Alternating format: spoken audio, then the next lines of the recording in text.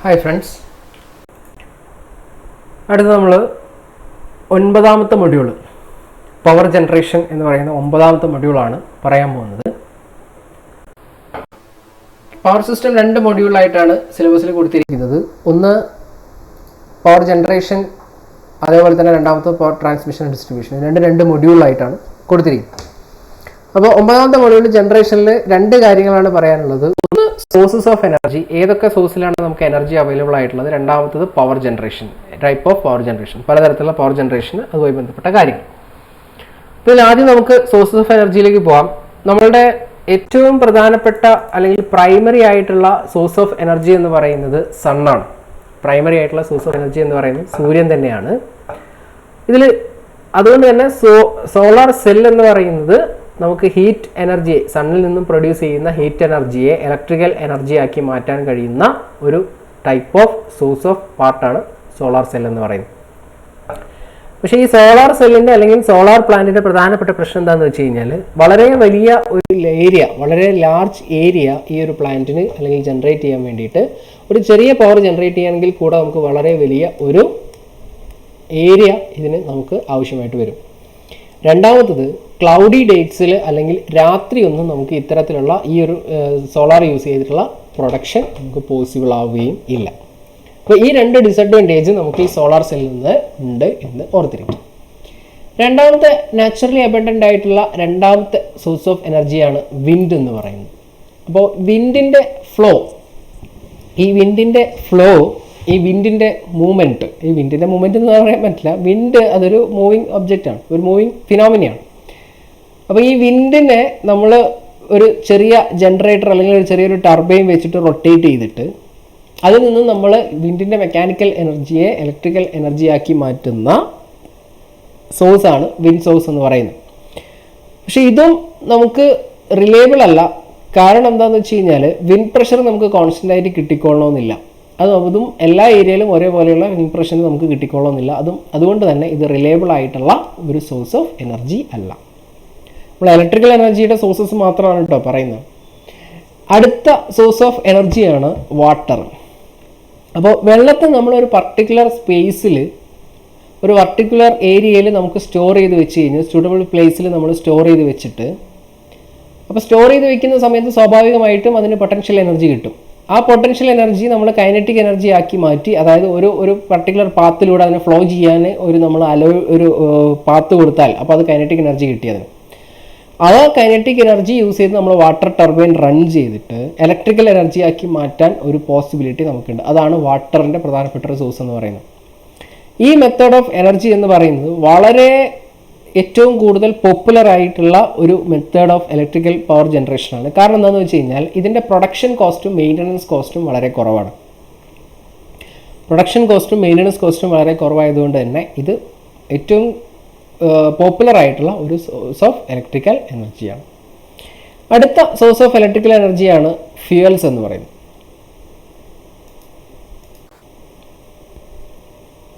നമുക്ക് പലതരത്തിലുള്ള ഫ്യൂവലുകൾ അവൈലബിൾ ആണ്, based on the nature. Solid ഫ്യൂവലുകൾ, ലിക്വിഡ് ഫ്യൂവലുകൾ, ഗ്യാഷ്യസ് ഫ്യൂവലുകൾ.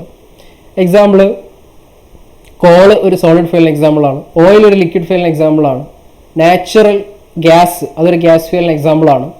അപ്പോൾ ഇത്തരത്തിലുള്ള ഫ്യൂവലുകൾ യൂസ് ചെയ്തിട്ട് അതിൻ്റെ മെക്കാനിക്കൽ എനർജി അതിനെ നമ്മൾ ഹീറ്റ് ചെയ്തിട്ട് ആ ഹീറ്റ് എനർജി നമ്മൾ ഒരു പ്രൈം മൂവറിലൊക്കെ കൊടുത്ത് അവിടുന്ന് മെക്കാനിക്കൽ എനർജിയായി കൺവേർട്ട് ചെയ്ത് അതിന് ഇലക്ട്രിക്കൽ എനർജി ആയിട്ട് വരിക.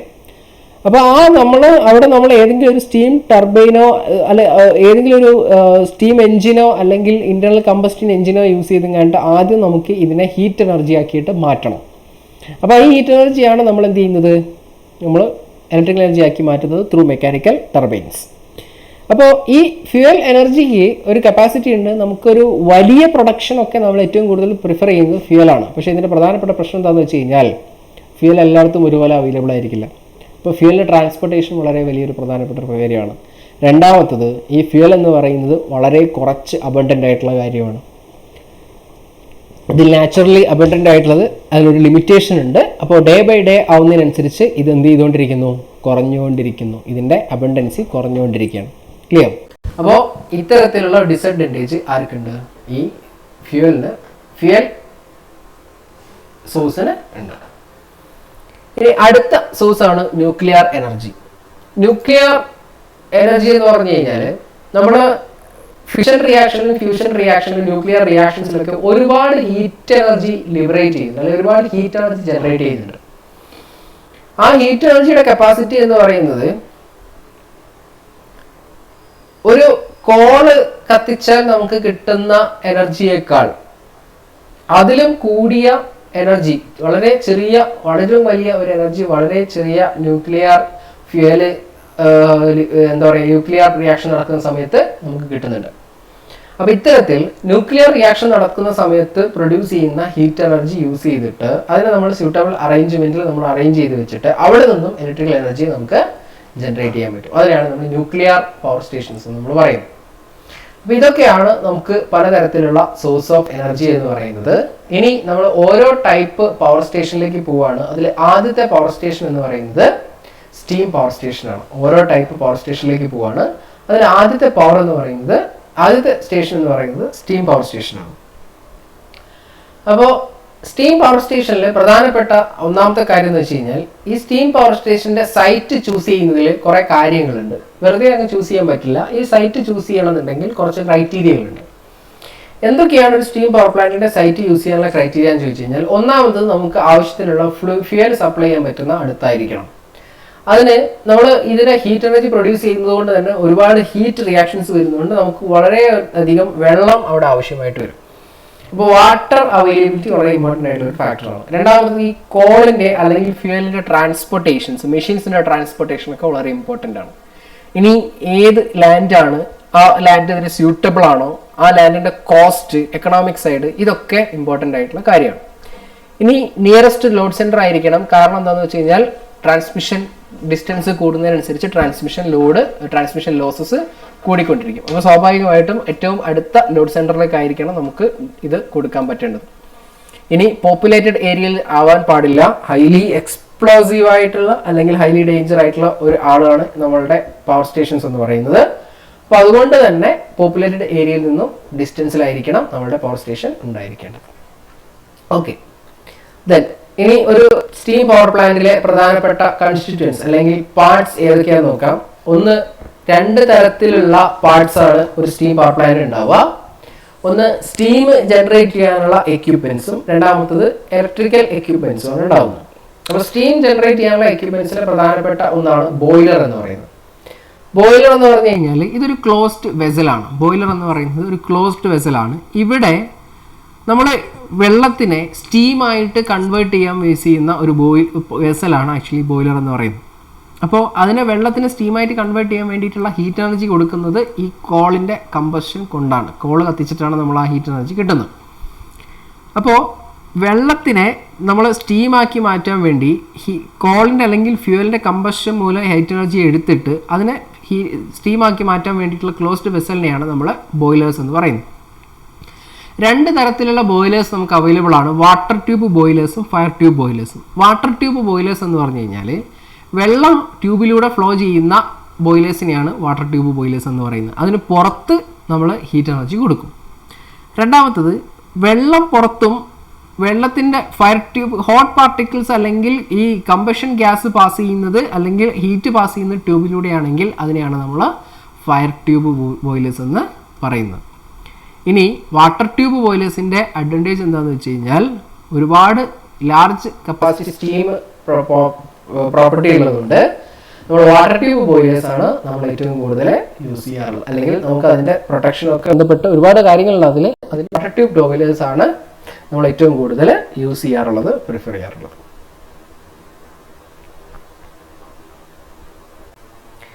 നെക്സ്റ്റ് രണ്ടാമത്തെ പാർട്ടാണ് ബോയിലർ ഫർണസ്. ബോയിലർ ഫർണസ് എന്ന് പറഞ്ഞു കഴിഞ്ഞാൽ നമ്മളെ ഫ്യൂവല് കത്തി ഹീറ്റ് ജനറേറ്റ് ആവുന്ന സ്ഥലത്തിനെയാണ് നമ്മൾ ബോയിലർ ഫർണസ് എന്ന് പറയുന്നത്. നമ്മൾ ഫ്യൂവല് ബേൺ ചെയ്തിട്ട് ഹീറ്റ് ലിബറേറ്റ് ചെയ്യുന്ന സ്ഥലമാണ് ബോയിലർ ഫർണസ് എന്ന് പറയുന്നത്. അപ്പോൾ അതുകൊണ്ട് തന്നെ ഈ ബോയിലർ ഫർണസിലാണ് ഏറ്റവും കൂടുതൽ ഹീറ്റ് വരുന്നത്. ആ ബോയിലർ ഫർണസിൻ്റെ വാൾസ് അല്ലെങ്കിൽ ചുറ്റുമായിട്ടുള്ള കാര്യങ്ങൾ ഉണ്ടാക്കിയിരിക്കുന്നത് ഒന്നെങ്കിൽ ഫയർ ക്ലേ അല്ലെങ്കിൽ സിലിക്ക അല്ലെങ്കിൽ കയോലിൻ പോലെയുള്ള ഹീറ്റിനെ വിത്ത്സ്റ്റാൻഡ് ചെയ്യാൻ പറ്റുന്ന മെറ്റീരിയൽസ് കൊണ്ടാണ്. അപ്പോൾ ഈ മെറ്റീരിയൽസിൻ്റെ ഒക്കെ പ്രത്യേകത എന്താണെന്ന് വെച്ച് കഴിഞ്ഞാൽ എത്ര ടെമ്പറേച്ചർ കൊടുത്താലും വളരെ ഹൈ ടെമ്പറേച്ചർ, നോർമലി ഫർണസിലൊക്കെ നല്ല ടെമ്പറേച്ചർ ഉണ്ടാവും. അപ്പോൾ ഈ ഹൈ ടെമ്പറേച്ചറുകളിൽ ഇതിൻ്റെ ഫിസിക്കൽ പ്രോപ്പർട്ടികളിലോ ചേഞ്ച് ഒന്നും വരാൻ പാടില്ല. അപ്പോൾ അത്തരത്തിൽ ഹൈ ടെമ്പറേച്ചറിൽ ഫിസിക്കൽ പ്രോപ്പർട്ടീസിൽ ചേഞ്ച് വരാത്ത ആളുകളാണ് ഫയർ ക്ലേയും സിലിക്കയും കയോലിനും ഒക്കെ. റൈറ്റ്. അപ്പോൾ ഇതാണ് ഫൈലർ ഫർണസ് എന്ന് പറയുന്ന ആള്. അടുത്തതാണ് സൂപ്പർ ഹീറ്റർ. സൂപ്പർ ഹീറ്റർ എന്ന് പറഞ്ഞു കഴിഞ്ഞാൽ നമ്മൾ ഈ ബോയിലറിൽ നിന്നും ജനറേറ്റ് ചെയ്ത സ്റ്റീമിൻ്റെ ടെമ്പറേച്ചർ ഇൻക്രീസ് ചെയ്യാൻ വേണ്ടിയിട്ട് യൂസ് ചെയ്യുന്ന ആളിനെയാണ് സൂപ്പർ ഹീറ്റർ എന്ന് പറയുന്നത്. ബോയിലറിൽ നിന്നും വരുന്ന സ്റ്റീമിനെ നമ്മൾ ടെമ്പറേച്ചർ റൈസ് ചെയ്യാൻ വേണ്ടി യൂസ് ചെയ്യുന്ന ആളാണ് സൂപ്പർ ഹീറ്റർ. ഈ സൂപ്പർ ഹീറ്ററിൻ്റെ പ്രത്യേകത എന്താണെന്ന് വെച്ച് കഴിഞ്ഞാൽ, ഈ സൂപ്പർ ഹീറ്ററിൻ്റെ അഡ്വാൻറ്റേജ് എന്താണെന്ന് വെച്ച് കഴിഞ്ഞാൽ, ഈ സൂപ്പർ ഹീറ്റർ നമ്മളെ എഫിഷ്യൻസി, ഓവറോൾ എഫിഷ്യൻസി എന്ത് ചെയ്യും? ഇൻക്രീസ് ചെയ്യും. ഓവറോൾ എഫിഷ്യൻസി ഇൻക്രീസ് ചെയ്യും നമ്മൾ സൂപ്പർ ഹീറ്റർ. അപ്പോൾ സൂപ്പർ ഹീറ്റർ എന്ന് പറഞ്ഞു കഴിഞ്ഞാൽ ഇതൊരു ട്യൂബ്സ് ആണ്. ക്രോമിയം മൊളിബ്ഡിനം അലോയ് വെച്ച് ഉണ്ടാക്കിയിരിക്കുന്ന ട്യൂബ്സ് ആണ്. ബോയിലർ പ്രൊഡ്യൂസ് ചെയ്യുന്ന സ്റ്റീമിനെ ഈ ട്യൂബ് വഴി കടത്തിവിട്ടിട്ട് ഫ്ലൂ ഗ്യാസ് പാസ് ചെയ്ത് എക്സ്ട്രാ ടെമ്പറേച്ചർ ഹീറ്റ് ചെയ്തിട്ട് കുറച്ചുകൂടി ടെമ്പറേച്ചർ കൊടുത്ത് ഹീറ്റ് ചെയ്യാണ് ആക്ച്വലി സൂപ്പർ ഹീറ്റർ ചെയ്യുന്നത്. റെഡി. അപ്പോൾ ഇതിനകത്തുള്ള മെറ്റീരിയൽ ഇമ്പോർട്ടൻ്റ് ആണ്, ക്രോമിയം മൊളിബ്ഡിനം അലോയ്. അടുത്ത പാർട്ടാണ് എക്കണോമൈസർ. എക്കണോമൈസർ എന്ന് പറയുന്നത് നമ്മൾ ബോയിലറിലേക്ക് പോകുന്ന ഫീഡ് വാട്ടറിനെ ഫ്ലൂ ഗ്യാസസ് യൂസ് ചെയ്തിട്ട് ഹീറ്റ് ചെയ്യാം. സൂപ്പർ ഹീറ്റർ എന്ന് പറയുന്നത് ബോയിലറിൽ നിന്ന് പുറത്ത് വരുന്ന സ്റ്റീമിനെ ഹീറ്റ് ചെയ്യാനാണ്. എക്കണോമൈസർ എന്ന് പറയുന്നത് ബോയിലറിലേക്ക് പോകുന്ന വാട്ടറിനെ, ഫീഡ് വാട്ടറിനെ ബോയിലറിലേക്ക് പോകുന്ന സമയത്ത് ഹീറ്റ് ചെയ്യുന്നതിനെയാണ് നമ്മൾ എക്കണോമൈസർ എന്ന് പറയുന്നത്. ഇത് നമ്മൾ ബോയിലറിൻ്റെ എഫിഷ്യൻസി കൂട്ടാൻ വേണ്ടിയിട്ടും ഫ്യൂവലിൻ്റെ സേവിങ്സ് കിട്ടാൻ വേണ്ടിയിട്ടും ഈ ബോയിലറിൻ്റെ സ്ട്രെസ് കുറയ്ക്കാൻ വേണ്ടിയിട്ടും ഒക്കെയാണ് നമ്മൾ എന്ത് ചെയ്യുന്നത്? എക്കണോമൈസർ യൂസ് ചെയ്യുന്നത്. എക്കണോമൈസർ എന്ന് പറയുന്നതും ഒരുപാട് ട്യൂബുകളുടെ ഒരു ഗ്രൂപ്പാണ്, അല്ലെങ്കിൽ ഒരുപാട് പാരലൽ ട്യൂബുകൾ കണക്ട് ചെയ്തതാണ് എക്കണോമൈസർ എന്ന് പറയുന്നത്. അപ്പോൾ എക്കണോമൈസറും സൂപ്പർ ഹീറ്ററും സ്റ്റീം പവർ പ്ലാന്റിന്റെ വളരെ പ്രധാനപ്പെട്ട പാർട്സ് ആണ്. അടുത്ത ആളാണ് air pre heater. Air pre heater എന്ന് പറയുന്നത് ഈ സൂപ്പർ ഹീറ്ററും എക്കണോമൈസറും ഫ്ലൂ ഗ്യാസസിൽ നിന്നുള്ള ഹീറ്റ് മുഴുവനായിട്ടും എക്സ്ട്രാക്ട് ചെയ്യാൻ പറ്റില്ല. സൂപ്പർ ഹീറ്ററും എക്കണോമൈസറും വർക്ക് ചെയ്യുന്നത് ഫ്ലൂ ഗ്യാസസിന്റെ ഹീറ്റ് യൂസ് ചെയ്തിട്ടാണ്, ഫ്ലൂ ഗ്യാസസിന്റെ എനർജി യൂസ് ചെയ്തിട്ടാണ്. അപ്പോൾ ഫ്ലൂ ഗ്യാസിൽ നിന്നും മുഴുവൻ ഹീറ്റും എക്സ്ട്രാക്ട് ചെയ്യാൻ വേണ്ടിയിട്ട് ആർക്ക് പറ്റില്ല? എയർ പ്രീ ഹീറ്റർ, സൂപ്പർ ഹീറ്ററിനും എക്കണോമൈസറിനും പറ്റില്ല. അപ്പോൾ ഈ എസ്കേപ്പിംഗ് ആയിട്ട് പോകുന്ന ഗ്യാസിൽ അതിൻ്റെ കുറച്ച് ഹീറ്റ് ഉണ്ടാവും. അപ്പോൾ അതിനെ എയർ പ്രീ ഹീറ്റർ എന്ത് ചെയ്യുന്നത് വെച്ച് കഴിഞ്ഞാൽ ഇത്തരത്തിൽ എസ്കേപ്പ് ചെയ്ത് പോകുന്ന ഗ്യാസിൽ നിന്നും ഹീറ്റിനെ എക്സ്ട്രാക്ട് ചെയ്തിട്ട് ഈ നമ്മുടെ ഫർണസിലേക്ക്, കോള് കത്തിക്കാൻ വേണ്ടിയിട്ട് നമ്മുടെ ഫർണസിലേക്ക് സപ്ലൈ ചെയ്യുന്ന ആളാണ് നമ്മുടെ എയർ പ്രീ ഹീറ്റർ എന്ന് പറയുന്നത്. അപ്പോൾ ഈ എയർ പ്രീ ഹീറ്ററിൻ്റെ അഡ്വാൻറ്റേജ് എന്ന് പറഞ്ഞു കഴിഞ്ഞാൽ നമ്മളെ പ്ലാന്റിൻ്റെ തെർമൽ എഫിഷ്യൻസിയാണ് ഇൻക്രീസ് ചെയ്യുന്നത്. അപ്പോൾ നമ്മൾ 3 കാര്യങ്ങൾ പറഞ്ഞ സമയത്തും 3 എഫിഷ്യൻസിയുടെ കാര്യം പറഞ്ഞു. ഒന്ന് സൂപ്പർ ഹീറ്ററിൻ്റെ കേസിൽ നമ്മൾ ഓവറോൾ എഫിഷ്യൻസിയാണ് എന്ത് ചെയ്യുന്നത്? സൂപ്പർ ഹീറ്റർ ഇൻക്രീസ് ചെയ്യുന്നത്. എക്കണോമൈസർ ഇൻക്രീസ് ചെയ്യുന്നത് ബോയിലറിൻ്റെ എഫിഷ്യൻസിയാണ്. എയർ പ്രീ ഹീറ്റർ ഇൻക്രീസ് ചെയ്യുന്നത് തെർമൽ എഫിഷ്യൻസിയാണ്. ക്ലിയർ? അപ്പോൾ ഇതാണ് ഇത് 3 തമ്മിലുള്ള വ്യത്യാസം. അടുത്ത പാർട്ടാണ് കണ്ടൻസേഴ്സ്. കണ്ടൻസേഴ്സ് എന്ന് പറഞ്ഞു കഴിഞ്ഞാൽ സ്റ്റീമിനെ കണ്ടൻസ് ചെയ്യാൻ വേണ്ടിയിട്ട് ടർബൈനിൽ നിന്ന് പുറത്തേക്ക് വരുന്ന സ്റ്റീമിനെ കണ്ടൻസ് ചെയ്ത് തിരിച്ച് വീണ്ടും യൂസ് ചെയ്യാൻ വേണ്ടിയിട്ടാണ് നമ്മൾ കണ്ടൻസേഴ്സ് യൂസ് ചെയ്യുക. അപ്പോൾ കണ്ടൻസേഴ്സിൻ്റെ പർപ്പസ് എന്താണെന്ന് വെച്ച് കഴിഞ്ഞാൽ സ്റ്റീമിനെ കണ്ടൻസ് ചെയ്യാം. അപ്പോൾ 2 കാര്യങ്ങളാണ് ഒരു കണ്ടൻസർ ചെയ്യുന്നത്. ഒന്ന്, ടർബൈൻ്റെ എക്സോസ്റ്റിനകത്ത് ഒരു ലോ പ്രഷർ ക്രിയേറ്റ് ചെയ്യാം. അപ്പോൾ ലോ പ്രഷർ ക്രിയേറ്റ് ചെയ്യുന്നതോടുകൂടെ സ്റ്റീമിന് എക്സ്പാൻഷനുള്ള ഒരു ചാൻസ് അവിടെ കിട്ടും. അപ്പോൾ സ്റ്റീമിന് എക്സ്പാൻഷനുള്ള ചാൻസ് കിട്ടും. പ്രഷർ കുറയുമ്പോൾ അതിൻ്റെ വോളിയം കൂടും. അപ്പോൾ എക്സ്പാൻഷൻ ചെയ്യാനുള്ള ഒരു ചാൻസ് കിട്ടും. അപ്പോൾ ഒരു ലോ പ്രഷർ ക്രിയേറ്റ് ചെയ്യുക എന്നുള്ളതാണ് ഒന്നാമത്തെ ഫംഗ്ഷൻ. രണ്ടാമത്തത്, ഇപ്പോൾ നമ്മൾ പറഞ്ഞു ആ എക്സ്പാൻഷന് ചാൻസ് കിട്ടുമെന്ന് പറഞ്ഞില്ലേ, ആ എക്സ്പാൻഷൻ ചാൻസ് കിട്ടുന്നത് കൊണ്ട് നമ്മുടെ പ്ലാന്റിന് എന്താണ് മെച്ചം എന്ന് വെച്ച് കഴിഞ്ഞാൽ നമ്മൾ ഹീറ്റ് എനർജിയെ പ്രൈം മൂവറിൽ കൊടുക്കുന്നത് വളരെ ഈസി ആയിട്ട്, കൺവേർഷൻ പ്രോസസ്സ് വളരെ ഈസി ആവും, heat energy to mechanical energy. രണ്ടാമത്തത്, ഈ സ്റ്റീമിനെ കണ്ടൻസ് ചെയ്യുക, ഫീഡ് വാട്ടർ ആയിട്ട് യൂസ് ചെയ്യുന്ന സ്റ്റീമിനെ നമ്മൾ എന്ത് ചെയ്യുന്നു, കണ്ടൻസ് ചെയ്യുന്നു. ഈ രണ്ട് ഫംഗ്ഷനാണ് ഒരു സ്റ്റീം പവർ പ്ലാന്റിലെ കണ്ടൻസേഴ്സ് ചെയ്യുന്നത്. Next one prime mover. Prime mover എന്ന് പറയുന്നത് മെക്കാനിക്കൽ എനർജിയെ, അതായത് സ്റ്റീം എനർജിയെ മെക്കാനിക്കൽ എനർജി ആക്കി കൺവേർട്ട് ചെയ്യാൻ വേണ്ടി യൂസ് ചെയ്യുന്ന ആളുകളെയാണ് പ്രൈം മൂവേഴ്സ് എന്ന് പറയുക. രണ്ട് തരത്തിലാണ് നമുക്ക് പ്രൈം മൂവേഴ്സ് ഉള്ളത്, സ്റ്റീം എഞ്ചിനും അല്ലെങ്കിൽ സ്റ്റീം ടർബൈനും. സ്റ്റീം എഞ്ചിനും സ്റ്റീം ടർബൈനും രണ്ട് തരത്തിലുള്ള പ്രൈം മൂവേഴ്സ് ആണ്. ഇതിൽ നമ്മൾ ഏറ്റവും കൂടുതൽ മോഡേൺ പവർ സ്റ്റേഷൻസ് എല്ലാം നമ്മൾ യൂസ് ചെയ്യുന്നത് പ്രൈം മൂവർ ആയിട്ട് യൂസ് ചെയ്യുന്നത് സ്റ്റീം ടർബൈൻ ആണ്. സ്റ്റീം ടർബൈൻ ആണ് അവിടെയൊക്കെ നമ്മൾ പ്രൈം മൂവേഴ്സ് ആയിട്ട് യൂസ് ചെയ്യുന്നത്. അപ്പോൾ രണ്ട് തരത്തിലാണ് സ്റ്റീം ടർബൈൻസ് ക്ലാസിഫൈ ചെയ്തിരിക്കുന്നത്. ഒന്നാമത്തത് ഇമ്പൾസ് ടർബൈനും രണ്ടാമത്തത് റിയാക്ഷൻ ടർബൈനും. ഇമ്പൾസ് ടർബൈനും റിയാക്ഷൻ ടർബൈനും ഈ രണ്ട് രീതിയിലാണ് നമുക്ക് ടർബൈൻസ് അവൈലബിൾ ആയിട്ടുള്ളത്. അപ്പോൾ ഈ രണ്ട് ടർബൈൻസ് നമ്മൾ എവിടെ യൂസ് ചെയ്യുന്ന വെച്ച് കഴിഞ്ഞാൽ നമ്മൾ അതിൻ്റെ ഓരോ അപ്ലിക്കേഷൻസിനനുസരിച്ച് യൂസ് ചെയ്യും. നമ്മൾ ഏതൊക്കെയാണ് വരുന്നതെന്നുള്ള ടർബൈൻ സെപ്പറേറ്റ് പറയാമെന്ന് വിചാരിക്കുന്നു, സൈഡ് വരുമെന്ന് വിചാരിക്കും. ഇല്ല എങ്കിൽ നമുക്ക് ടർബൈൻ സെപ്പറേറ്റ് ജനറേഷനിൽ ട്രാൻസ്മിഷനിൽ ഡീറ്റെയിൽ ആയിട്ട് ക്ലാസ് എടുത്തിട്ടുണ്ട് കേട്ടോ. Next one water treatment plant. Water treatment plant എന്ന് പറഞ്ഞു കഴിഞ്ഞാൽ നമ്മൾ ബോയിലറിനകത്തേക്ക് ഫീഡ് വാട്ടർ കൊടുക്കുന്നുണ്ട്. പക്ഷേ ഈ ഫീഡ് വാട്ടർ എന്ന് പറയുന്നത് വളരെ സോഫ്റ്റ് ആയിട്ടുള്ള ക്ലീൻ ആയിട്ടുള്ള വാട്ടർ ആണെങ്കിൽ മാത്രമേ നമുക്ക് നല്ല എഫിഷ്യൻസി കിട്ടുള്ളൂ. അപ്പോൾ സ്വാഭാവികമായിട്ടും ഈ ഫീഡ് വാട്ടർ എന്ന് പറയുന്നത് നല്ല ക്ലീൻ ആയിട്ടുള്ള അല്ലെങ്കിൽ എഫിഷ്യൻ്റ് ആയിട്ടുള്ള അല്ലെങ്കിൽ ക്ലീൻ ആയിട്ടുള്ള സോഫ്റ്റ് വാട്ടർ ആയിരിക്കണം. അപ്പോൾ ഇതിനെ നമുക്ക് ഫസ്റ്റ് എന്ത് ചെയ്യണം, പ്യൂരിഫൈ ചെയ്യണം, അതിനെ സോഫ്റ്റൻ ചെയ്യണം, റൈറ്റ്, കെമിക്കൽ ട്രീറ്റ്മെൻ്റ് ഒക്കെ വെച്ച് സോഫ്റ്റൻ ചെയ്യണം. അതിനെ പ്രോസസ്സ് ചെയ്യുന്നതിന് അത്തരത്തിൽ പ്രോസസ്സ് ചെയ്യുന്ന ട്രീറ്റ്മെൻറ്റ് ചെയ്യുന്ന ഏരിയയെ പറയുന്ന അല്ലെങ്കിൽ റീജിയനെ പറയുന്ന പേരാണ് വാട്ടർ ട്രീറ്റ്മെൻറ്റ് പ്ലാന്റ്. അപ്പോൾ ആദ്യം നമ്മൾ ചെയ്യേണ്ടത് ഇതിനകത്തുള്ള ഇംപ്യൂരിറ്റീസിനെ റിമൂവ് ചെയ്യുക എന്നുള്ളതാണ്. അപ്പോൾ ഇത്തരത്തിൽ ഇതിലുള്ള ഇംപ്യൂരിറ്റീസിനെ റിമൂവ് ചെയ്യാൻ വേണ്ടിയിട്ട് നമ്മൾ യൂസ് ചെയ്യുന്ന മെത്തേഡ്സ് എന്ന് പറയുന്നത് ഒന്നെങ്കിൽ സെഡിമെന്റേഷൻ, അല്ലെങ്കിൽ കൊയാഗുലേഷൻ, അല്ലെങ്കിൽ ഫിൽട്രേഷൻ. ഈ മൂന്ന് മെത്തേഡ് വെച്ചിട്ടാണ് നമ്മൾ എന്ത് ചെയ്യുന്നത്, ഇതിനെ ഇംപ്യൂരിറ്റീസ് റിമൂവ് ചെയ്യുന്നത്. സെഡിമെന്റേഷൻ, കൊയാഗുലേഷൻ, ഫിൽട്രേഷൻ വെച്ചിട്ടാണ് നമ്മൾ ഇംപ്യൂരിറ്റീസിനെ റിമൂവ് ചെയ്യുന്നത്. ഇനി ഈ ഫിൽട്രേഷൻ എല്ലാം കഴിഞ്ഞതിന് ശേഷം ഈ വാട്ടറിനകത്ത് ഒരു പക്ഷേ പല ഗ്യാസസും ഇൻവോൾവ് ആയിരിക്കും, അല്ലെങ്കിൽ ഒരുപാട് ഗ്യാസസുകൾ ഡിസോൾവ് ആയിരിക്കും. അപ്പോൾ ഈ ഡി ഗ്യാസിഫിക്കേഷൻ ചെയ്യണം ഇതിന് നമ്മൾ ബോയിലറിൽ കൊടുക്കുന്നതിന് മുമ്പേ, അല്ലെങ്കിൽ എയറേഷനോ അല്ലെങ്കിൽ ഡി ഗ്യാസിഫിക്കേഷനോ ചെയ്തിട്ട് ഇതിനകത്തുള്ള ഡിസോൾവ് ചെയ്തിരിക്കുന്ന ഗ്യാസസുകളെല്ലാം എന്ത് ചെയ്യണം, ഒഴിവാക്കണം. അത് കഴിഞ്ഞിട്ട് കെമിക്കൽ ട്രീറ്റ്മെൻറ്റ് വെച്ചിട്ട് ഇതിൻ്റെ ഹാർഡ്നെസ് കൺട്രോൾ ചെയ്ത് ലിമിറ്റ് ചെയ്ത് അതിന് സോഫ്റ്റ് ആക്കി മാറ്റണം, വളരെ സോഫ്റ്റ് ആക്കി മാറ്റണം. ഇത്രയും പ്രോസസ്സുകൾ ചെയ്യുന്ന ആളാണ് ആര്, വാട്ടർ ട്രീറ്റ്മെൻറ്റ് പ്ലാന്റ് എന്ന് പറയും. അപ്പോൾ അത്രയാണ് ഇതിൻ്റെ ഒരു സ്റ്റീം പവർ പ്ലാന്റിൻ്റെ ഈ സ്റ്റീം സെക്ഷനായി ബന്ധപ്പെട്ട പാർട്സ് എന്ന് പറയുന്നത്. ഇതിൻ്റെ ഇലക്ട്രിക്കൽ സെക്ഷനായി ബന്ധപ്പെട്ട പാർട്സ് ഞാൻ അധികം പറയുന്നില്ല. ആൾട്ടർനേറ്റർ ഇലക്ട്രിക്കൽ പാർട്ടിൽ വരുന്ന കാര്യമാണ്. ആൾട്ടർനേറ്റർ, അതേപോലെ തന്നെ ട്രാൻസ്ഫോമർ, അതൊന്നും നമ്മൾ ഡീറ്റെയിൽ ആയിട്ട് പറയേണ്ട കാര്യമില്ല, കാരണം ഇൻഡെപ്ത് ആയിട്ട് നമ്മൾ ഓരോ മൊഡ്യൂളിൽ നമ്മളത് കണ്ടിട്ടുണ്ട്. ഓക്കെ, ഇനി അടുത്ത പവർ പ്ലാന്റ് ആണ് ന്യൂക്ലിയർ പവർ സ്റ്റേഷൻ.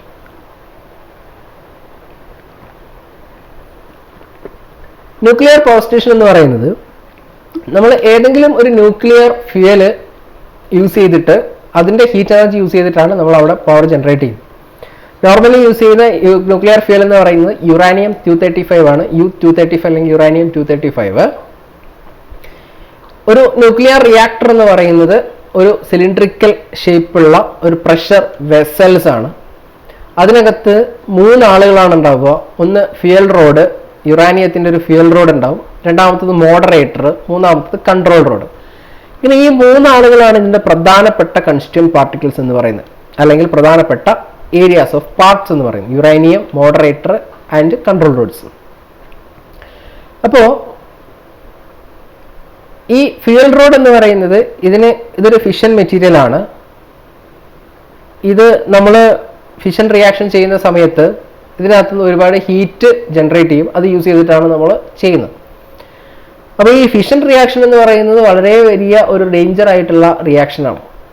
അപ്പോൾ ഇതിനെ ബാക്കിയുള്ള കാര്യങ്ങളൊക്കെ ലിമിറ്റ് ചെയ്യാൻ വേണ്ടിയിട്ടാണ് നമ്മൾ ആക്ച്വലി മോഡറേറ്ററും കൺട്രോൾ റോഡും യൂസ് ചെയ്യുന്നത്. മോഡറേറ്റർ എന്ന് പറയുന്നത് ഒരു ഗ്രാഫൈറ്റ് റോഡാണ്. ഗ്രാഫൈറ്റ് റോഡാണ് ആക്ച്വലി മോഡറേറ്റർ എന്ന് പറയുന്നത്. ഫ്യൂവൽ റോഡിനെ എൻക്ലോസ് ചെയ്തുകൊണ്ടാണ് നമ്മൾ ഗ്രാഫൈറ്റ് റോഡ് അല്ലെങ്കിൽ മോഡറേറ്റർ ഇതിനകത്ത് ഉണ്ടാവുക. അപ്പോൾ മോഡറേറ്ററിന്റെ പർപ്പസ് എന്താണെന്ന് വെച്ച് കഴിഞ്ഞാൽ ഈ ഫിഷൻ റിയാക്ഷനിലുള്ള ന്യൂട്രോൺസിനെ ഫ്യൂൽ റോഡിലേക്ക് തട്ടുന്നതിന് മുമ്പ് അതിനെ ഒന്ന് സ്ലോ ഡൗൺ ചെയ്യാം. അതായത് ജസ്റ്റ് നമ്മൾ ആ ഫ്യൂഷൻ റിയാക്ഷൻ്റെ സ്പീഡ് ഒന്ന് കൺട്രോൾ ചെയ്യും. അപ്പോൾ ഫ്യൂൽ റോഡിലേക്ക് ഹിറ്റ് ചെയ്യുന്ന ന്യൂട്രോണുകളുടെ സ്പീഡ് സ്ലോ ഡൗൺ ചെയ്യാൻ വേണ്ടി യൂസ് ചെയ്യുന്ന പാർട്ടാണ് മോഡറേറ്റർ എന്ന് പറയുന്നത്. മൂന്നാമത്തെ പാർട്ടാണ് control road. Control road normally ഉണ്ടാക്കിയിരിക്കുന്നത് കാഡ്മിയം വെച്ചിട്ടാണ്.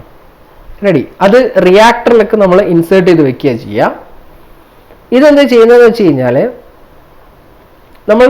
ഇതൊരു ആക്ച്വലി ഒരു കാഡ്മിയത്തിൻ്റെ പ്രത്യേകത എന്താണെന്ന് വെച്ച് കഴിഞ്ഞാൽ കാഡ്മിയം ഒരു സ്ട്രോങ് ന്യൂട്രോൺ അബ്സോർബറാണ്. കാഡ്മിയം എന്ന് പറയുന്ന ഒരു വളരെ വലിയ ന്യൂട്രോൺ അബ്സോർബറാണ്. അപ്പോൾ ഈ ഫിഷൻ റിയാക്ഷനിലുള്ള ന്യൂട്രോൺസിനെ അബ്സോർബ് ചെയ്തിട്ട് ഫിഷൻ റിയാക്ഷനെ റെഗുലേറ്റ് ചെയ്യും. മോഡറേറ്റർ ചെയ്യുന്നത് ഈ ന്യൂട്രോണുകൾ ഫ്യൂൽ റോഡിൽ ഹിറ്റ് ചെയ്യുന്നതിന് മുമ്പ് ഇതിനെ കുറച്ച് സ്ലോ ഡൗൺ ചെയ്യും. കൺട്രോൾ റോഡ് ചെയ്യുന്നത് ഫിഷൻ റിയാക്ഷൻ നടക്കുന്ന സമയത്ത് ഈ ന്യൂട്രോണുകളെ എന്ത് ചെയ്യും, ചില ന്യൂട്രോണുകളെ ഇങ്ങനെ പിടിച്ചു വെച്ച് കളയും. റൈറ്റ്. അത് ന്യൂട്രോണിനെ കംപ്ലീറ്റ് ഇനാക്റ്റീവ് ആക്കി കളയും, അതിനെ മുഴുവൻ അബ്സോർബ് ചെയ്ത് കളയും. അതാണ് നമ്മുടെ കാഡ്മിയം ചെയ്യുന്നത്. ഓക്കെ. ഇനി ഈ റിയാക്ടറിൽ പ്രൊഡ്യൂസ് ചെയ്യുന്ന ഹീറ്റ് നമ്മൾ കൂൾ ചെയ്യാൻ വേണ്ടിയിട്ട് ഇതിനകത്തൊരു കൂളൻറ്റും യൂസ് ചെയ്യാറുണ്ട്. ഓക്കെ. ഇനി ന്യൂക്ലിയർ പവർ സ്റ്റേഷൻ്റെ പ്രധാനപ്പെട്ട സൈറ്റ് സെലക്ഷനിൽ ഇമ്പോർട്ടൻ്റ് ആയിട്ടുള്ള കാര്യങ്ങൾ എന്ന് പറയുന്നത്, ഒന്ന് അവിടെയും നമുക്ക് ഒരുപാട് വെള്ളത്തിൻ്റെ ആവശ്യമുണ്ട്. അതുകൊണ്ട് തന്നെ അവൈലബിലിറ്റി ഓഫ് വാട്ടർ ഇവിടെയും വളരെ പ്രധാനപ്പെട്ട ഒരു കാര്യമാണ്. വേസ്റ്റ് ഡിസ്പോസൽ വളരെ പ്രധാനപ്പെട്ട ഒരു ഫാക്ടറാണ് നമ്മൾ ന്യൂക്ലിയർ പവർ സ്റ്റേഷനെ സംബന്ധിച്ചിടത്തോളം. കാരണം ഇവിടെ വരുന്ന വേസ്റ്റ് എന്ന് പറയുന്നത് റേഡിയോ ആക്റ്റീവ് വേസ്റ്റ് ആണ്. അപ്പോൾ റേഡിയോ ആക്റ്റീവ് വേസ്റ്റിൻ്റെ ഡിസ്പോസൽ അത് വളരെ കെമിക്കലി ഹാംഫുൾ ആയിട്ടുള്ള ഒരു വേസ്റ്റ് ആണ്. അതുകൊണ്ട് തന്നെ റേഡിയോ ആക്റ്റീവ് മെറ്റീരിയലിൻ്റെ ഡിസ്പോസൽ നമുക്ക് ഇമ്പോർട്ടൻ്റ് ആയതുകൊണ്ട് തന്നെ അത്തരത്തിൽ ഡിസ്പോസൽ ഓഫ് വേസ്റ്റ് നമുക്ക് കൺസിഡറിങ് ഫാക്ടറാണ്. ഇനി ന്യൂക്ലിയർ പവർ ഫാക്ടർ എന്ന് പറയുന്നത് വളരെ ഡേഞ്ചർ ആയിട്ടുള്ള ഒരു ന്യൂക്ലിയർ പവർ സ്റ്റേഷൻ എന്ന് പറയുന്നത് വളരെ ഡേഞ്ചർ ആയിട്ടുള്ള ഒരു പവർ സ്റ്റേഷനാണ്. അതുകൊണ്ട് തന്നെ ഇത് പോപ്പുലേറ്റഡ് ഏരിയയിൽ നിന്നും ഡിസ്റ്റൻസ് ആയിരിക്കണം. നമുക്ക് അങ്ങോട്ട് ഫ്യൂൽസിനെയും മറ്റു കാര്യങ്ങളെയും ട്രാൻസ്പോർട്ട് ചെയ്യാനുള്ള ട്രാൻസ്പോർട്ടേഷൻ ഫെസിലിറ്റി ഉണ്ടായിരിക്കും വേണം. ഇത്രയും കാര്യങ്ങളാണ് നമുക്ക് ന്യൂക്ലിയർ പവർ സ്റ്റേഷൻ്റെ സൈറ്റ് സെലക്ഷനുമായി ബന്ധപ്പെട്ട് ശ്രദ്ധിക്കേണ്ട കാര്യങ്ങൾ. Next hydro electric water power plant. അടുത്ത് നമ്മൾ നോക്കുന്ന hydro electric water power plant ആണ്. ഈ ഹൈഡ്രോ ഇലക്ട്രിക് വാട്ടർ പവർ പ്ലാന്റിലെ സൈറ്റ് സെലക്ഷനിൽ പ്രധാനപ്പെട്ട കാര്യങ്ങൾ എന്ന് പറയുന്നത്, ഒന്ന് അവൈലബിലിറ്റി ഓഫ് വാട്ടർ, രണ്ടാമത്തത് ഈ വാട്ടറിനെ നമുക്ക് സ്റ്റോർ ചെയ്യാനുള്ള കപ്പാസിറ്റി ഉണ്ടായിരിക്കണം, അടുത്തത് ഇതിൻ്റെ cost and type of land, transportation facility. ഇതൊക്കെ നമുക്ക് കോമൺ ആയിട്ട് പറയുന്ന കാര്യങ്ങളാണ്. പക്ഷേ ഹൈഡ്രോ ഇലക്ട്രിക് പവർ പ്ലാന്റ് മാത്രം വരുന്ന ഒരു കാര്യമാണ് സ്റ്റോറേജ് ഓഫ് വാട്ടർ. നമുക്ക് മറ്റുള്ളതിലൊക്കെ നമുക്ക് വാട്ടർ സ്റ്റോറേജ് ചെയ്യാൻ വേണ്ടി ചെറിയൊരു ഏരിയ മതിയെങ്കിൽ ഇവിടെ നമുക്കത് പോരാ. നമ്മളെ പ്രധാനപ്പെട്ട ഫ്യൂൽ എന്ന് പറയുന്നത് വാട്ടറാണ്. അതുകൊണ്ട് തന്നെ ആ വാട്ടറിനെ സ്റ്റോർ ചെയ്യാനുള്ള കപ്പാസിറ്റി നമുക്ക് ആ ഏരിയയിൽ ഉണ്ടായിരിക്കണം. ഓക്കെ. ഇനി ഹൈഡ്രോ ഇലക്ട്രിക് പവർ പ്ലാന്റിന്റെ പ്രധാനപ്പെട്ട പാർട്സ് ഏതൊക്കെയാണെന്ന് നോക്കാം. ഒന്ന് ഹൈഡ്രോളിക് സ്ട്രക്ചർ. രണ്ട് ടൈപ്പ് സ്ട്രക്ചേഴ്സ് ഉണ്ട്. അതിൽ ഒന്നാമതാണ് ഹൈഡ്രോളിക് സ്ട്രക്ചർ. ഹൈഡ്രോളിക് സ്ട്രക്ചറിലെ ഒന്നാമത്തെ ആളാണ് ഡാം. ഡാം എന്ന് പറഞ്ഞു കഴിഞ്ഞാൽ വാട്ടറിനെ സ്റ്റോർ ചെയ്യാൻ വേണ്ടിയിട്ടുള്ള ഒരു ബാരിയർ ആണ്. അത് ആക്ച്വലി രണ്ട് കാര്യങ്ങളാണ് ചെയ്യുന്നത്. വാട്ടറിനെ സ്റ്റോർ ചെയ്യാൻ വേണ്ടിയിട്ടുള്ള ഒരു ബാരിയറും, രണ്ടാമത്തത് വാട്ടറിന് ഒരു ഹെഡും ക്രിയേറ്റ് ചെയ്യും, വാട്ടർ ഹെഡ് ക്രിയേറ്റ് ചെയ്യും. ഇത് നോർമലി നമ്മളുടെ കോൺക്രീറ്റോ സ്റ്റോണോ കൊണ്ടാണ്, അല്ലെങ്കിൽ എർത്ത് റോക്കോ ഒക്കെ വെച്ചിട്ടാണ് നമ്മൾ ഇത് ഉണ്ടാക്കുന്നത്. അപ്പോൾ ഇത് നോർമലി ഒരു ഹൈറ്റിലാണ് ഉണ്ടായിരിക്കുക, കാരണം നമുക്ക് ആവശ്യത്തിനുള്ള പൊട്ടൻഷ്യൽ എനർജി കിട്ടാൻ വേണ്ടിയിട്ട്. രണ്ടാമത്തത് സ്പിൽവേസ്. ഈ ഡാമിൻ്റെ പാർട്ടാണ് സ്പിൽവേ എന്ന് പറയുന്നത്. ഈ ഡാമിൽ നിന്നും വരുന്ന സർപ്ലസ് വാട്ടറിനെ ഡിസ്ചാർജ് ചെയ്യാൻ വേണ്ടിയിട്ട്, ഡാമിലുള്ള സർപ്ലസ് വാട്ടറിനെ ഡിസ്ചാർജ് ചെയ്യാൻ വേണ്ടി യൂസ് ചെയ്യുന്ന പാത്തിനെയാണ് നമ്മൾ സ്പിൽവേസ് എന്ന് പറയുന്നത്. ഓക്കെ. ഈ സ്പിൽവേസ് വഴി ഇവിടെ റിസർവോയിലുള്ള കാര്യങ്ങൾ നമ്മൾ എങ്ങോട്ട് കൊടുക്കും, ഏതെങ്കിലും റിവറിലേക്കോ അല്ലെങ്കിൽ മറ്റ് പർപ്പസുകൾക്കൊക്കെ കൊടുക്കും. അത് എക്സസ് ആവുന്ന സർപ്ലസ് വാട്ടറിനെ ഒഴിവാക്കാൻ വേണ്ടിയിട്ടാണ് നമ്മൾ സ്പിൽവേസ് യൂസ് ചെയ്യുന്നത്. ഇനി ഹെഡ് വർക്ക്സ് എന്ന് പറഞ്ഞു കഴിഞ്ഞാൽ, ഈ വെള്ളം നമ്മൾ ഡാമിൽ നിന്നും താഴേക്ക് എടുക്കുന്നത് പെൻസ്റ്റോക്ക് വഴിയാണ്. അപ്പോൾ ഈ ഇൻടേക്കിൻ്റെ സമയത്ത്, പെൻസ്റ്റോക്കിൻ്റെ ഇൻടേക്ക് വരുന്ന സ്ഥലത്തേക്ക് ഈ വെള്ളത്തിനൊരു ഡൈവേർഷൻസ്, അതിനകത്ത് വേറെ ഈ ഇമ്പ്യൂരിറ്റീസും കാര്യങ്ങളൊന്നും വരാതിരിക്കാൻ വേണ്ടിയിട്ട് നമ്മൾ ആ ഡൈവേർഷൻസ് കൊടുക്കുന്ന ആളിനെയാണ് നമ്മൾ ഹെഡ് വർക്ക് എന്ന് പറയുന്നത്. ഓക്കെ. അപ്പോൾ ഈ ഹെഡ് വർക്ക് ചെയ്യുന്നത് കൊണ്ട് തന്നെ എന്താ വെച്ചെന്ന് വെച്ച് കഴിഞ്ഞാൽ വളരെ സ്മൂത്ത് ആയിട്ടുള്ള ഒരു ഫ്ലോ അവിടെ നടക്കും, അല്ലെങ്കിൽ ക്യാവിറ്റേഷൻ ഉണ്ടാവില്ല എന്ന് പറയുന്നതാണ് പ്രധാനപ്പെട്ട ഒരു അഡ്വാൻറ്റേജ്. അടുത്തതാണ് സർജ് ടാങ്ക്. നമ്മളെ സംബന്ധിച്ചിടത്തോളം വളരെ ഇമ്പോർട്ടൻ്റ് ആണ് സർജ് ടാങ്ക്. സർജ് ടാങ്ക് എന്ന് പറയുന്നത് ഇതൊരു ചെറിയ റിസർവോയർ ടാങ്കാണ്. നമ്മൾ ഡാമിൽ നിന്നും താഴെ പെൻസ്റ്റോക്കിലേക്ക് പോകുന്ന സമയത്ത്, ഹൈഡ്രോളിക് പവർ സ്റ്റേഷനിലേക്ക് പോകുന്ന പെൻസ്റ്റോക്കിൽ ഈ ഡാമിൻ്റെ സൈഡിൽ, ഡാമിൻ്റെ അടുത്തേക്ക് നമ്മൾ ചെയ്യുന്ന ഒരു അഡീഷണൽ സ്മോൾ റിസർവോയർ ടാങ്കാണ് സർജ് ടാങ്ക് എന്ന് പറയുന്നത്. അപ്പോൾ ഈ സർജ് ടാങ്കിൻ്റെ പർപ്പസ് എന്താണെന്ന് വെച്ച് കഴിഞ്ഞാൽ, ഈ പെൻസ്റ്റോക്കിലുള്ള ഈ വാട്ടർ പാത്തിലുള്ള പെൻസ്റ്റോക്കിലുള്ള പ്രഷർ റെഡ്യൂസ് ചെയ്യുക എന്നുള്ളതാണ് ആര് ചെയ്യുന്നത്, സർജ് ടാങ്ക് ചെയ്യുന്ന പർപ്പസ്. അടുത്തതാണ് ഹൈഡ്രോളിക് സ്ട്രക്ചറിൽ വരുന്ന പെൻസ്റ്റോക്ക്. പെൻസ്റ്റോക്കിന്റെ പർപ്പസ് ഇതൊരു ഓപ്പൺ അല്ലെങ്കിൽ ക്ലോസ്ഡ് നേച്ചറുള്ള ഒരു കോൺട്യൂട്ടാണ്. ഇത് ഒന്നെങ്കിൽ RCC അല്ലെങ്കിൽ സ്റ്റീൽ, റീഇൻഫോഴ്സ്ഡ് കോൺക്രീറ്റ് അല്ലെങ്കിൽ സ്റ്റീൽ വെച്ചിട്ടാണ് നമ്മൾ നോർമലി ഉണ്ടാക്കുക. ഇതിന്റെ പർപ്പസ് വാട്ടറിനെ ഡാമിൽ നിന്നും ഹൈഡ്രോ ഇലക്ട്രിക് പവർ സ്റ്റേഷനിലെ താഴെ ഈ ഹെഡിലേക്ക് കൊണ്ടുവരിക, ആവശ്യത്തിനുള്ള പ്രഷർ പ്രൊവൈഡ് ചെയ്യുക എന്നുള്ളതാണ്. അപ്പോൾ ഈ ഒരു പെൻസ്റ്റോക്കിന്റെ പ്രൊട്ടക്ഷന് വേണ്ടിയിട്ട് നമുക്ക് 3 ആളുകളെ ഇവിടെ നമ്മൾ യൂസ് ചെയ്യാറുണ്ട്. ഒന്ന് ബട്ടർഫ്ലൈ വാൽവ് പെൻസ്റ്റോക്കിന്റെ പ്രൊട്ടക്ഷന് വേണ്ടി യൂസ് ചെയ്യുന്നതാണ്. എയർ വാൽവ് പെൻസ്റ്റോക്കിന്റെ പ്രൊട്ടക്ഷന് വേണ്ടി യൂസ് ചെയ്യുന്നതാണ്. സർജ് ടാങ്ക് പെൻസ്റ്റോക്കിന്റെ പ്രൊട്ടക്ഷന് വേണ്ടി യൂസ് ചെയ്യുന്നതാണ്. അപ്പോൾ പെൻസ്റ്റോക്കിന്റെ പ്രൊട്ടക്ഷന് വേണ്ടി യൂസ് ചെയ്യുന്ന 3 ആളുകളാണ് butterfly valve, air valve, surge tank എന്ന് പറയുന്ന 3 ആളുകൾ. Clear? The next one tail race. Tail race എന്ന് പറഞ്ഞു കഴിഞ്ഞാൽ റിസർവ് പവർ ഹൗസിൽ നിന്നും കഴിഞ്ഞ് പുറത്തേക്ക് പോകുന്നു, പവർ ഹൗസിൽ നിന്നും പവർ ജനറേറ്റ് ചെയ്ത് പുറത്തേക്ക് പോകുന്ന പാത്തിനെയാണ് നമ്മൾ എന്ത് പറയുന്നത്, ടെയിൽ റേസ് എന്ന് പറയുന്നത്. ഓക്കെ, അപ്പോൾ ഇതൊക്കെയാണ് ഹൈഡ്രോ ഇലക്ട്രിക് പവർ സ്റ്റേഷന്റെ പ്രധാനപ്പെട്ട എന്ത് പറയുന്നത് പാർട്സ് എന്ന് പറയുന്നത്. ഇനി നമ്മൾ ടർബൈനുകൾ, വാട്ടർ ടർബൈൻ, 2 ടൈപ്പ് വാട്ടർ ടർബൈനുകൾ നമുക്കുണ്ട്. ഒന്ന് ഇമ്പൾസ് ടർബൈനും രണ്ടാമത്തെ റിയാക്ഷൻ ടർബൈനും. വളരെ ഹൈ ഹെഡിൽ യൂസ് ചെയ്യുന്ന ടർബൈനാണ് impulse reaction. Low head, medium head പർപ്പസുകൾക്ക് യൂസ് ചെയ്യുന്നതാണ് റിയാക്ഷൻ ടർബൈൻസ്. ഇനി 2 ടൈപ്പ് റിയാക്ഷൻ ടർബൈൻസ് നമുക്ക് അവൈലബിൾ ആണ്. ഒന്ന് ഫ്രാൻസിസ് ടർബൈനും കപ്ലാൻ ടർബൈനും. ഇത് രണ്ടും 2 റിയാക്ഷൻ ടർബൈനുകൾക്ക് എക്സാമ്പിൾ ആണ്. ഓക്കെ, ഇനി ഹൈഡ്രോ ഇലക്ട്രിക് പവർ സ്റ്റേഷന്റെ ക്ലാസിഫിക്കേഷൻ ആണ്. നമുക്ക് പല രീതിയിൽ hydro electric power station classify ചെയ്യാൻ പറ്റും. അതിൽ ഒന്നാമത്തെ ക്ലാസിഫിക്കേഷൻ ടൈപ്പ് എന്ന് പറയുന്നത് അതിൽ അവൈലബിൾ ആയിട്ടുള്ള വാട്ടറിന്റെ ക്വാണ്ടിറ്റി അനുസരിച്ച് എത്ര വാട്ടർ അതിനകത്ത് അവൈലബിൾ ആണോ അത് ബേസ് ചെയ്തിട്ടുള്ള ക്ലാസിഫിക്കേഷൻ ആണ് ഹൈഡ്രോ ഇലക്ട്രിക് പവർ പ്ലാന്റിന്റെ ഒന്നാമത്തെ ക്ലാസിഫിക്കേഷൻ. അതിൽ ഒന്നാമതാണ് runner of river plant without pondage. അതായത് ഒഴുകിപ്പോകുന്ന ഹൈഡ്രോ ഇലക്ട്രിക് പവർ പ്ലാന്റ് ആണ് റൺ ഓഫ്. ഒരു ഒഴുകിപ്പോയിക്കൊണ്ടിരിക്കുന്ന ഒരു റിവറിൽ നമ്മൾ വേറെ സ്റ്റോറേജും കാര്യങ്ങളൊന്നും വെച്ചിട്ടില്ല, ഒരു ടർബൈൻ വെച്ച് കണ്ട് വരുന്ന പവർ ജനറേറ്റ് ചെയ്യുകയാണെങ്കിൽ അതിനാണ് run off river plant without പോണ്ടേജ് എന്ന് പറയുന്നത്. ഇനി ഈ റൺ ഓഫ് പ്ലാന്റിൽ ചെറിയ ഒരു പോണ്ടേജ് വെച്ചിട്ട് അല്ലെങ്കിൽ ചെറിയൊരു കുളം വെച്ച് നമ്മൾ സ്റ്റോർ ചെയ്ത് വെക്കുകയാണെങ്കിൽ അതിനെയാണ് നമ്മൾ റൺ ഓഫ് പവർ പ്ലാന്റ് വിത്ത് പോണ്ടേജ് എന്ന് പറയുന്നത്. അവിടെ നമ്മൾ ഡാമും കാര്യങ്ങളൊന്നും കെട്ടുന്നില്ല, പക്ഷെ ചെറിയൊരു സ്റ്റോറേജ് നമുക്ക് അവിടെ ഉണ്ട്. പക്ഷെ നമ്മൾ ഡാം എല്ലാം കെട്ടി വെച്ചിട്ട് അതിന് വാട്ടറിനെ നമ്മൾ സ്റ്റോർ ചെയ്ത് വെച്ച് അത്തരത്തിൽ പവർ പ്രൊഡ്യൂസ് ചെയ്യുന്ന ഹൈഡ്രോ ഇലക്ട്രിക് പവർ പ്ലാന്റുകളെയാണ് നമ്മൾ റിസർവോയർ പ്ലാന്റുകൾ എന്ന് പറയുന്നത്. നമ്മൾ തൊട്ട് മുമ്പ് എക്സ്പ്ലെയിൻ ചെയ്തത് അതൊരു റിസർവോയർ പ്ലാന്റ് ആണ്. നെക്സ്റ്റ് ക്ലാസിഫിക്കേഷൻ ആണ് ഇതിന്റെ അവൈലബിൾ ഹെഡ് വെച്ചിട്ട് എത്ര ഹെഡിലാണ് നമ്മുടെ പവർ പ്ലാന്റ് ഉള്ളത് എന്ന് ബേസ് ചെയ്തിട്ടുള്ള ക്ലാസിഫിക്കേഷൻ ആണ് അടുത്ത ക്ലാസിഫിക്കേഷൻ. അപ്പോൾ അതിൽ low head, medium head, high head power പ്ലാന്റുകൾ ഉണ്ട്. അങ്ങനെ 3 തരത്തിലാണ് ഇതിനെ ക്ലാസിഫൈ ചെയ്തിരിക്കുന്നത്. ഇനി ഹൈ ഹെഡ് പവർ പ്ലാന്റ് എന്ന് പറഞ്ഞു കഴിഞ്ഞാൽ 300 മീറ്ററിന് മേലെ ഹെഡ് വരുന്ന പവർ പ്ലാന്റുകളെയാണ് ഹൈ ഹെഡ് പവർ പ്ലാന്റുകൾ എന്ന് പറയുന്നത്. 300 മീറ്ററിനും 30 മീറ്ററിനും താഴെ വരുന്ന ആളിനെയാണ് നമുക്ക് മീഡിയം ഹെഡ് പവർ പ്ലാന്റ് എന്ന് പറയുന്നത്. 30 മീറ്ററിൽ താഴെ വരുന്ന ആളിനെയാണ് ലോ ഹെഡ് പവർ പ്ലാന്റ് എന്ന് പറയുന്നത്. അപ്പോൾ ഹൈ ഹെഡ് എന്ന് പറഞ്ഞു കഴിഞ്ഞാൽ 300 മീറ്ററിന് മേലെയും, ലോ ഹെഡ് എന്ന് പറഞ്ഞു കഴിഞ്ഞാൽ 30 മീറ്ററിന് താഴെയും, 30 മീറ്ററിനും 300 മീറ്ററിനും ഇടയിലുള്ള ആളുകളെ മീഡിയം ഹെഡ് പവർ പ്ലാന്റ് എന്ന് പറയും. അപ്പോൾ ഇത്രയാണ് നമുക്ക് 3 ടൈപ്പ് പവർ പ്ലാന്റുകൾ ക്ലാസിഫിക്കേഷൻ പറയുന്നത്. ക്ലിയർ? അപ്പോൾ ഈ ഒരു മൊഡ്യൂളിൽ ഇമ്പോർട്ടൻ്റ് ആയിട്ടുള്ള കാര്യങ്ങൾ ഇത്രയൊക്കെ തന്നെയാണ്. ഇതുമായി ബന്ധപ്പെട്ട കാര്യങ്ങളെല്ലാം നിങ്ങളൊന്ന് നോക്കി വെക്കുക. റൈറ്റ്, അപ്പോൾ ജസ്റ്റ് ഒന്ന് കവർ ചെയ്ത ഇമ്പോർട്ടൻ്റ് ആയിട്ടുള്ള കാര്യങ്ങൾ ജസ്റ്റ് ഒന്ന് റിവൈസ് ചെയ്ത് വെച്ചതാണ്. അപ്പോൾ ഇത്രയും പറഞ്ഞതൊക്കെ ക്ലിയർ ആയി എന്ന് വിചാരിക്കുന്നു. ഇനി നമുക്കൊരു മൊഡ്യൂളും കൂടെ ബാക്കിയുണ്ട്. ആ മൊഡ്യൂൾ വളരെ കുറച്ച് കാര്യങ്ങൾ മാത്രമേ പറയാനുള്ളൂ. എന്താണ് ട്രാൻസ്മിഷൻ, എന്താണ് distribution, what is the difference between AC and DC transmission, ഇത്രയും കാര്യങ്ങൾ മാത്രമേ സിലബസ് പറഞ്ഞിട്ടുള്ളൂ. ബട്ട് അതിനുശേഷം സിലബസിലൊരു ചുവന്ന അക്ഷരത്തിൽ കുറേ കാര്യങ്ങൾ എഴുതിയിട്ടുണ്ട്. ഈ സബ്ജക്റ്റുമായി ബന്ധപ്പെട്ട എന്ത് വേണമെങ്കിലും, ഈ ബ്രാഞ്ചുമായി ബന്ധപ്പെട്ട എന്ത് വേണമെങ്കിലും ക്വസ്റ്റ്യനിൽ ചോദിക്കാം എന്ന് പറഞ്ഞുകൊണ്ട് നോട്ടും കൂടിയുണ്ട്. അതുകൊണ്ട് തന്നെ ഞാൻ ഈ പറഞ്ഞ കാര്യങ്ങൾ മാത്രം മതി എന്നാരും വിശ്വസിക്കരുത്. Okay, will see in the next class. Thank U.